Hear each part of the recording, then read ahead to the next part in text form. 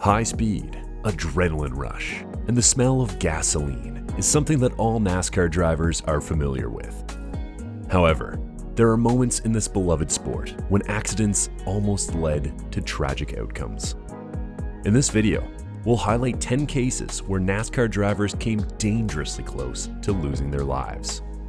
From Rusty Wallace to Michael McDowell, stay tuned so you don't miss out on these heart-stopping moments. Number 1. Darrell Waltrip, 1991 Daytona. As in many cases, a big crash like this doesn't mark the end of a top driver's career, but it's often the beginning of the decline. Darrell Waltrip, who was both an owner and a driver, had a good start to his first year with 2 wins and ranking 3rd in points before the Pepsi 400 race. However, after this crash, he didn't win again until 1992 and dropped to 8th place in the point standings. Throughout his career, Waltrip only managed to win 3 more races, none of them on high-speed racetracks. His performance gradually declined, leading to the failure of his racing team. However, he went on to have a long and successful career as a well-known broadcaster. Number 2. Rusty Wallace, 1993 Talladega. Earlier in the year, Rusty Wallace had a similar incident at Daytona, where his car went airborne during the season-opening 500 race.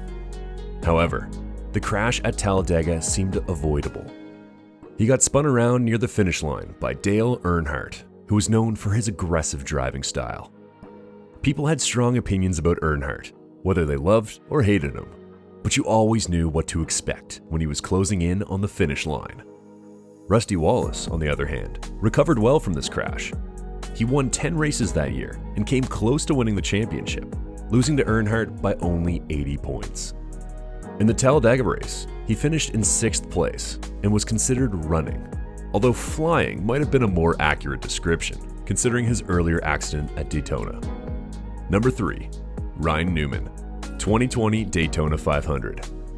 Despite the many safety measures put in place to reduce crashes, one of the most dangerous accidents in recent history occurred during the 2020 races.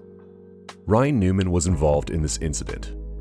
He was leading the race's final lap when he tried to block Ryan Blaney, who wanted to win. Unexpectedly, Blaney hit the right rear of Newman's car, causing it to slam head-on into the outside wall. Newman's car flipped over due to the impact, and then something even more dramatic happened. Kerry LaJoie, driving at a speed of 180 miles per hour, rear-ended Newman's car. The force of the collision caused Newman's car to slide upside down to the end of the pit road. The car was severely damaged, and it took rescuers nearly 20 minutes to get Newman out of it. During the rescue, he lost consciousness, but thankfully his injuries were not life-threatening. This crash served as a wake-up call to NASCAR, reminding them that driver safety during crashes still needed improvement.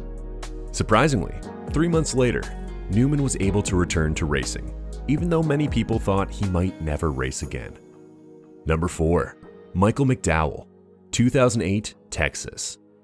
Crashes during NASCAR qualifying sessions are rare, but in 2008, Michael McDowell experienced a terrifying one. His first qualifying lap went smoothly, but things took a dramatic turn during the second lap. As he was entering turn 1, his car started to lose control. He tried to regain control, but his efforts made the situation worse, and he slammed into the outside wall at a speed of 180 miles per hour.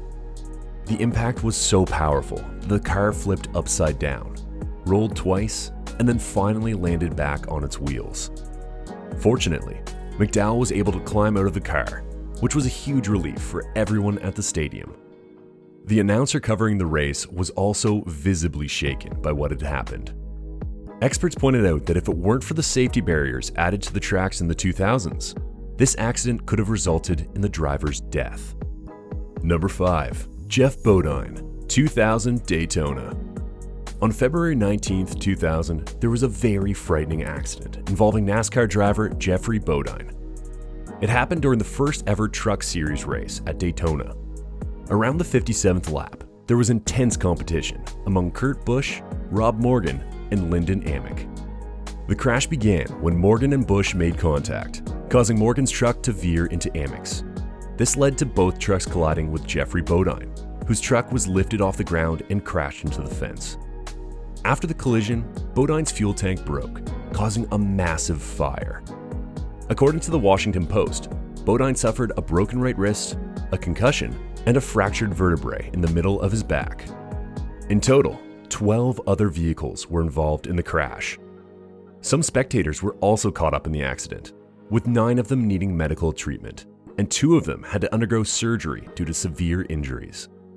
The trucks were racing at a speed of approximately 185 miles per hour during the crash. Number 6. Steve Park, Darlington, 2001. According to Sportscasting, Steve Park was a promising NASCAR driver whose career was disrupted by multiple crashes. While he had experienced a crash in 1997, the one in 2001 was particularly devastating, occurring in the same year NASCAR lost Dale Earnhardt in the Daytona 500. In September of that same year, Park's career took a major turn during the Mountain Dew Southern 500 at Darlington Raceway. During an interview with a local station, he explained that despite his preparation for the race, his car's steering wheel unexpectedly came off. This caused his car to swerve left across the track, and Larry Foytho's car, following closely behind, collided with Park's car. This accident resulted in several injuries, including speech problems and brain damage. Park himself takes responsibility for the whole incident. Number 7. Bobby Allison, Talladega, 1987. During Bobby Allison's crash, his car hit some debris on the track, causing one of the tires to burst. Because the car was going really fast, it became airborne and flew into the catch fence, which is the steel barrier that separates the crowd of spectators from the racetrack. The impact was so powerful that it created a hole in the fence, although it didn't reach the stands. Some fans were injured by flying pieces of debris, and one woman almost lost her eye. This tragic incident led to the introduction of mandatory restrictor plates. These plates were used to limit the speed of the car's engines, preventing them from going too fast.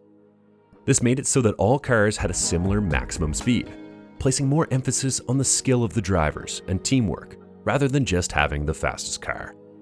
While we never want crashes to happen, many of the accidents involving Bobby Allison had significant consequences, including one in February 2000, which led to the use of restrictor plates in trucks as well. Number 8. Richard Petty, 1970, Darlington. Richard Petty came from a family that loved NASCAR racing. During this particular crash, Petty's car suddenly swerved to the left as he was coming off turn 4. The impact was so severe that it smashed into the inside wall, breaking it. His car then flipped over several times, creating a very scary scene, and it ended up upside down. The broadcast showed a disturbing image of Petty's body hanging out of the car window. People initially mistook a red flag that had fallen on the track for blood. After being taken to the track's medical facility, experts recommended that he should be quickly taken to the local hospital. His father later told the media that Petty was recovering well. This tragic incident led NASCAR safety officials to strongly suggest that all cars in the competition should have window nets installed to reduce the risk of drivers being ejected through the windows in case of any accidents. Number 9. Ricky Rudd, Atlanta, 1990. The crash involving Ricky Rudd in 1990 at Atlanta highlighted NASCAR's neglect in ensuring safety for third parties involved in its races. During the final race of the year, the Atlanta Journal 500, Bill Elliott's car had mechanical issues that led to a tire change. Unfortunately, Ricky Rudd lost control of his car and spun into Mike Rich, who was the tire changer for Elliott. This pinned Mike Rich between the two cars, and he tragically passed away after being taken to the hospital. This incident sparked outrage among local politicians and fans alike. However, Mike Rich's death led to positive changes in NASCAR safety measures. NASCAR began enforcing speed limits on pit roads at all tracks and required pit members to wear protective gear at all times. Today, any pit crew member found not wearing proper protective gear can face penalties as determined by NASCAR. Number 10. Elliott Sadler, Pocono, 2010. In terms of G-force, this accident stands out as the most violent one in NASCAR history. What makes it even worse is that there's no clear and detailed record of it, Just a quick glimpse caught by a camera as it followed Kurt Busch's spinning car. Kurt Busch had a tough impact too, but it didn't break any records. This crash highlights how much progress we've made in terms of safety. Similar to the McDowell crash, it demonstrates how NASCAR vehicles have become much safer, even when hitting a barrier that isn't well padded at high speeds. In the past, not too long ago, a crash like this could have been fatal for Sadler. However, in this case, he walked away from it with nothing more than a headache. These were some of our picks for drivers who nearly lost it. If you want to watch more videos like this, make sure to hit the subscribe button and don't forget to leave a like and a comment.